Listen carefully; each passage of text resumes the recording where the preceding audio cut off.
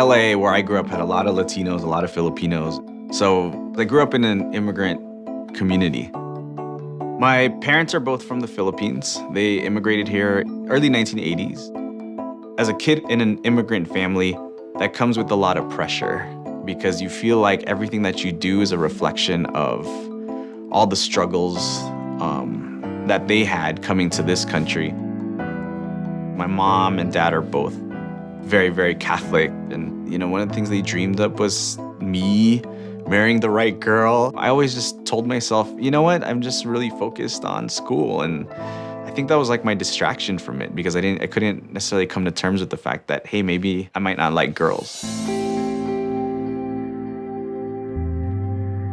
I told her, Mom, I don't think I like girls. It was hard because I knew that my mom is thinking, oh, this means my dreams of what I envisioned for my son are not gonna happen. It was just something that was swept under the rug and we didn't talk about for a lot of years. And I guess the hard part about that is, whenever you meet someone that's important, you wanna share this amazing thing that's happening to you. I felt like I couldn't do that because I felt like I would be disappointing my family. I went to Stanford and I would look at the LGBT organizations. They were mostly white. So what I see from the gay community there is not necessarily something that I relate to.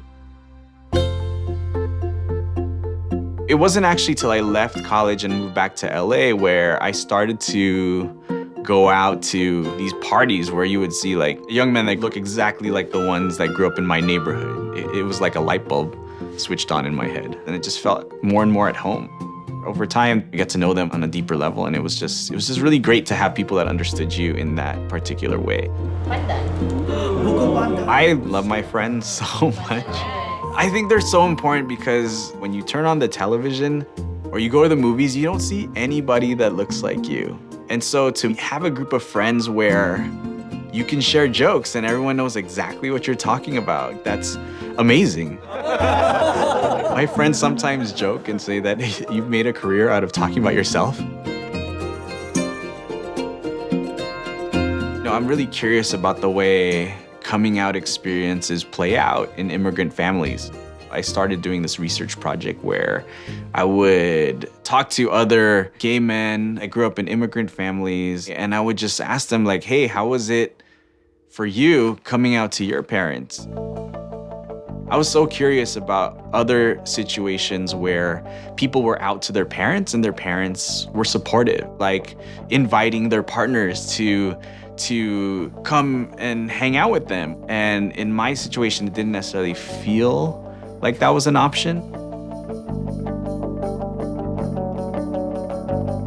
I would share these stories with my parents. And I think that over time, once they started to hear them, slowly, very, very slowly, they started to accept it. When Joe and I started dating, I wanted to share this person with my parents because it was serious. What I would say to people is find the people that accept you and find the people that see you for who you are. And when you have a community in which you can share these stories, you know that other people have gone through it, but more importantly, other people have gone past those obstacles.